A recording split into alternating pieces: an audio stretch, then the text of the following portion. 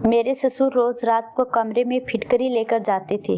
जब उनको गए हुए कुछ देर हो जाती तो कमरे से आवाजें आना शुरू हो जाती थी। एक दिन मैंने चुपके से उनके कमरे में देखा तो मेरे पैरों तले जमीन खिसक गई। मैंने देखा कि मेरा नाम मेनका है। मेरी शादी 2 महीने पहले ही अनुज से हुई थी।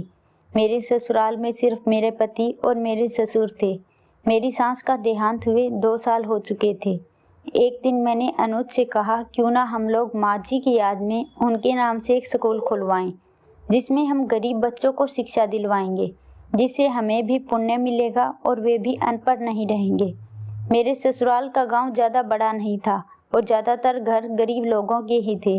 वहाँ पर सरकारी स्कूल न होने की वजह से अक्सर गरीब बच्चे पढ़ाई नहीं कर पाते थे और किसी बड़े स्कूल में पढ़ने की उनकी हैसियत नहीं थी। तभी मेरी बातों से अनुज भी सहमत हो गई। अनुज सरकारी नौकरी करते थे और अच्छी ज़मीन जायदाद होने के कारण पैसों की कोई कमी नहीं थी। आज रविवार का दिन था। अनुज भी घर पर थे, इसलिए हमने कहीं बाहर घूम जाने की सोची। पिताजी से पूछा तो उन्होंने कहा कि मेरी तबीयत ठीक नहीं है, आप लोग चले जाओ, मैं शाम को अपने दोस्तों के साथ अनाथ आश्रम हो आऊँगा। शहर की काफ़ी अच्छी जगह घूमने के बाद शाम को एकदम थक कर हम घर पहुँचे और पिताजी के लिए खाना बनाया और उन्हें खिलाकर मैं और अनुज सोने के लिए चले गए। ऐसे ही दिन निकलते गए। अब हमारा स्कूल भी पूरी तरह बनकर तैयार हो गया था।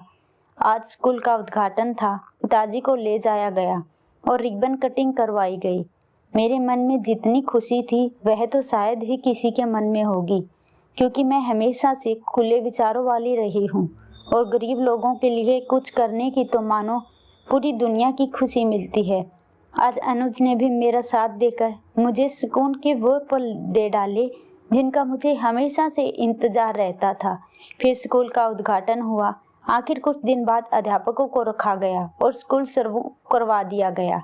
मैंने भी ग्रेजुएशन की हुई थी, इस वजह से मैंने भी स्कूल में पढ़ाना शुरू कर दिया। आखिर पूरा दिन मैं घर पर अकेली बैठी रहती, इसी बहाने से मेरा दिन भी निकल जाता। सुबह अनुज का खाना तैयार करके उन्हें ऑफिस भेज देती और पिताजी को खाना देकर स्कूल चली जाती। एक दिन जब मैं स्कूल में पढ़ा रही थी तभी अनुज का कॉल आया और वे कहने लगे कि घर पर कुछ मेहमान आने वाले हैं, तुम जल्दी घर आ जाओ और उनके लिए कुछ खाने पीने की व्यवस्था कर दो। मैं जल्दी से घर गई और किचन में काम लग गई। तभी पिताजी आए और कहने लगे, क्या हुआ बहू, तुम आज जल्दी आ गई, सब खैर खबर है ना? मैंने कहा, पिताजी सब ठीक है, बस अनुज के कुछ मेहमान घर पर आ रहे हैं, तभी मुझे जल्दी आना पड़ा ताकि मैं चाय नाश्ते की व्यवस्था कर सकूं।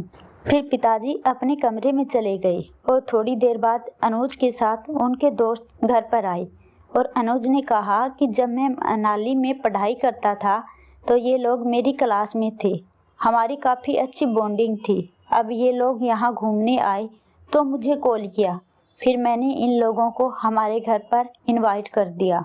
उन लोगों ने चाय नाश्ता किया और कुछ देर बाद चले गए।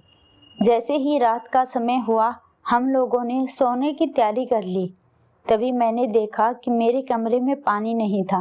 मैं पानी लेने के लिए किचन में आई। तभी मेरी नज़र पिताजी पर पड़ी।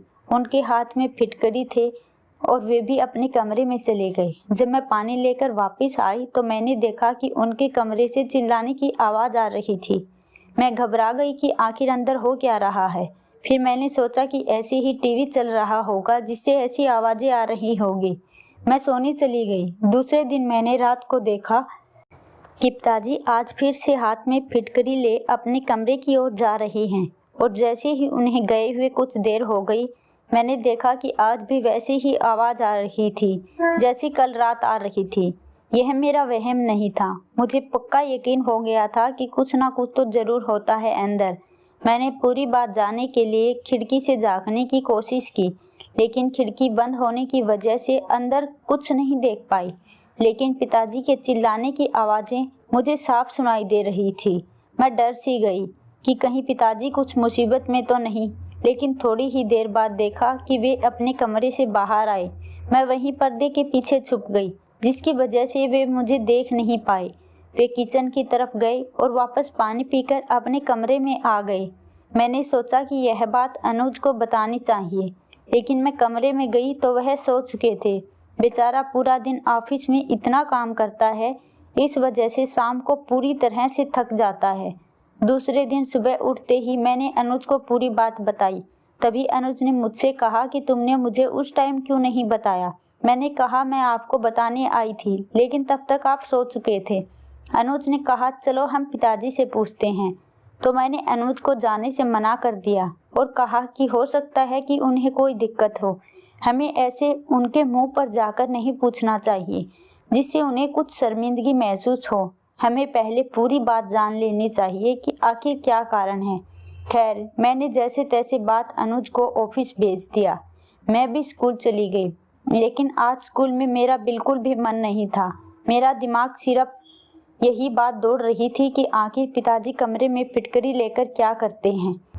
इसका तो कारण निकाला जा सकता है, लेकिन चिल्लाने की आवाज़ मुझे बार बार कुछ अजीब ही सोचने पर मजबूर कर रही थी। खैर, मैं स्कूल से घर आई और खाना वगैरह खाकर आराम करने चली गई। तभी पिताजी वहाँ से गुजरे तो मैंने उनका पीछा किया कि वे कहाँ जा रहे हैं, लेकिन वे किचन में कुछ फल लाने के लिए ही गए थे।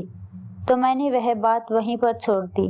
मैंने आज पूरा प्लान बना लिया कि आज देखते हैं कि शाम को पिताजी की आवाज़ आती है या नहीं।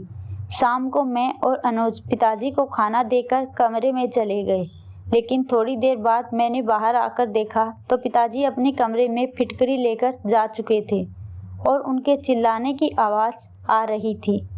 अब तो मैंने झट से अनुज को बुलाया और कहा देखो आवाज़ आ रही है। अनुज भागकर जाने लगा, लेकिन तभी पिताजी के कमरे का दरवाज़ा खुल गया। मैंने अनुज को कमरे के अंदर खींच लिया। मैं नहीं चाहती थी कि पिताजी को शक हो कि हम उस पर नज़र रख रहे हैं। खैर, मैंने और अनुज ने विचार किया कि कल सवेरा होते ही हम पिताजी से इस बारे में बात करेंगे। जैसे तैसे सुबह होते ही हम लोगों ने पूछा तो पिताजी कहने लगे नहीं, ऐसी कोई बात नहीं है। तभी अनुज कहने लगे कि आपके रोज़ाना रात के कमरे में जाने के बाद चिल्लाने की आवाज़ आने लगती है, तो हम लोगों ने सोचा कि आपसे पूछ ले कि सब खैर खबर है ना। तभी पिताजी कहने लगे कि सब ठीक है। कई बार क्या होता है कि टीवी में कुछ हंसी मजाक का कार्यक्रम आ रहा होता है, जिसे देखकर मैं ज़ोर ज़ोर से हंसने लगता हूँ। आप लोगों को लगा कि मैं चिल्लाता हूँ। अब अनुज का वहम निकल चुका था, लेकिन मेरा नहीं, क्योंकि मैंने उस दिन खिड़की से उनकी आवाज़ साफ साफ सुनी थी। यह उनके हंसने की आवाज़ नहीं थी, न ही टीवी के किसी कार्यक्रम की। यह तो उनके चिल्लाने की आवाज़ थी। मैंने कहा कि पिताजी हमसे ज़रूर कुछ छुपा रहे हैं। वह टीवी की आवाज़ या फिर उनके हंसने की आवाज़ नहीं थी। मैंने एक दिन खुद अपने कानों से खिड़की के पास खड़े होकर सुना था।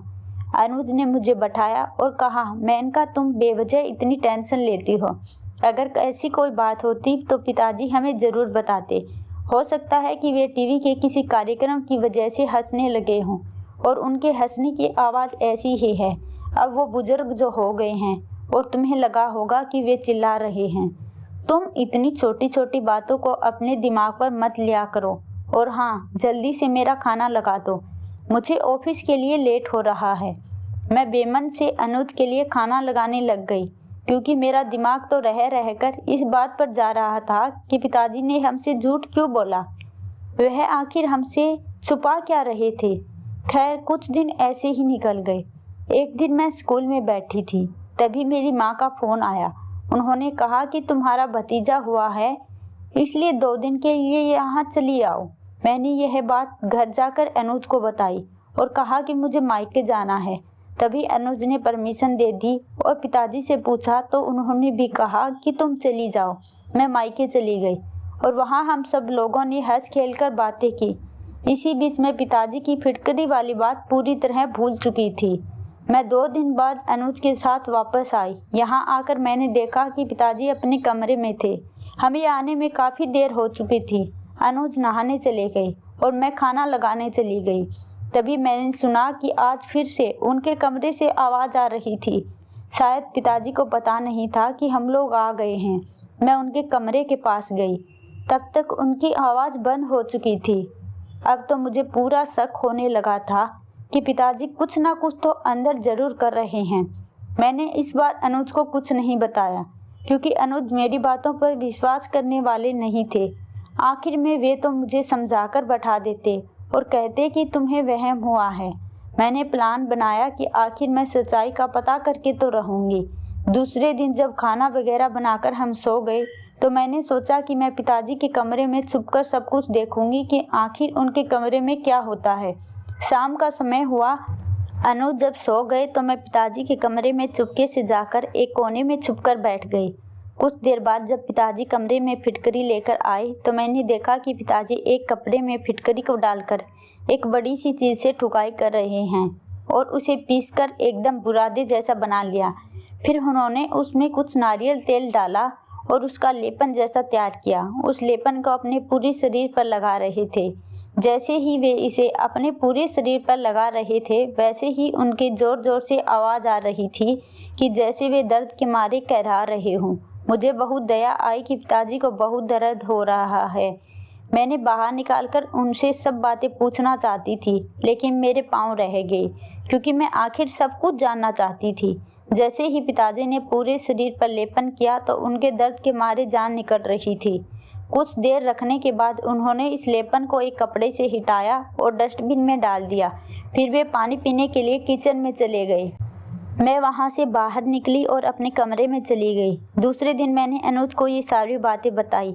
अनुज ने पहले तो मुझे डांटा कि ऐसे किसी के कमरे में चोरी चुपके झांकना गलत बात है। मेनका, अगर तुम्हें पूरा पता ही लगाना था तो तुम मुझे भी बता देती, हम दोनों चलते। लेकिन मैंने अनुज को जैसे तैसे समझाया कि आपने मेरी बात पर विश्वास ही नहीं किया। आप मुझे समझाकर बात वहीं छोड़ देते। लेकिन जब तक मैं उनके कमरे में नहीं जाती तो हमें आखिर सब पता कैसे चलता कि पिताजी किस समस्या से जूझ रहे हैं। मैंने अनुज से कहा कि कोई बात तो ज़रूर है अनुज, पिताजी फिटकरी का लेपन बनाते हैं और उसे अपने पूरे शरीर पर लगाते हैं। पता नहीं उन्हें क्या दिक्कत है और जैसे ही वे इसे अपने शरीर पर लगाते हैं तो दर्द के मारे कहरा उठते हैं। अनुज ने कहा कि चलो हम पिताजी से अभी बात करते हैं। हम लोग पिताजी के कमरे में गए और कहा कि पिताजी आपको क्या समस्या है, आप फिटकरी अपने शरीर पर क्यों लगाते हैं। पिताजी एकदम से सुनकर चौंक गए, जैसे वह नहीं चाहते थे कि हमें इस बारे में पता चले। मैंने पिताजी से कहा कि मुझे माफ़ कर दीजिए, मैंने कल रात आपके कमरे में छुपकर आपको देख लिया था। तभी पिताजी की आंखों में आंसू आ गए और वे कहने लगे कि बहू, कुछ दिन पहले मेरी तबीयत खराब हो गई थी। मैं डॉक्टर के पास गया तो डॉक्टर ने मुझे कहा कि आपको चमड़ी का रोग है जो आपको नारियल का तेल और फिटकरी लगाने से ही जाएगा, क्योंकि मेरे शरीर में उस रोग की वजह से धब्बे पड़ने लगे हैं और पूरे शरीर में दर्द रहता है। तभी अनुज बोल पड़े कि पिताजी आपने मुझे इस बारे में क्यों नहीं बताया, हम आपको बड़े डॉक्टर के पास चेकअप के लिए लेकर जाते। तभी पिताजी कहने लगे कि बेटा तुम ऑफिस के काम में इतने व्यस्त रहते थे और बहू भी स्कूल में पढ़ाने जाया करती थी, तो मैंने तुम लोगों को परेशान करने का नहीं सोचा, इसलिए मैं खुद ही डॉक्टर के पास चला गया और डॉक्टर ने ही मुझे यह लेपन करने की सलाह दी थी। इस वजह से मैं अपने कमरे में लेपन करने लगा। तुम लोगों को इस बात पर किसी भी तरह की फिक्र न डालूं। तभी अनुज ने पिताजी को गले लगाया और अनुज की आंखों में आंसू आ चुके थे। अनुज पिताजी से कहने लगे कि आखिर एक बेटे का फर्ज होता है कि वह अपने पिता की हर बीमारी में उसकी सेवा करे, लेकिन पिताजी आपने तो मुझे इस लायक ही नहीं समझा। पिताजी कहने लगे कि बेटा तुम तो मेरे स्वर्ण जैसे बेटे हो, इसलिए मैं नहीं बताना चाहता था कि तुम परेशान हो जाओगे। तभी अनुज ने कहा कि आप तैयार हो जाओ, हम आपको बड़े से बड़े डॉक्टर के पास इस चमड़ी के रोग का इलाज करवाने के लिए लेकर जाएंगे और आज से आपकी पूरी सेवा मैं खुद करूँगा। इस तरह पिताजी को शहर के अच्छे डॉक्टर के पास ले गए और उनका इलाज करवाया। अब मुझे भी पछतावा हो रहा है कि मुझे पूरी बात जाननी चाहिए थी और बार बार पिताजी से पूछना चाहिए था कि उन्हें कोई दिक्कत तो नहीं।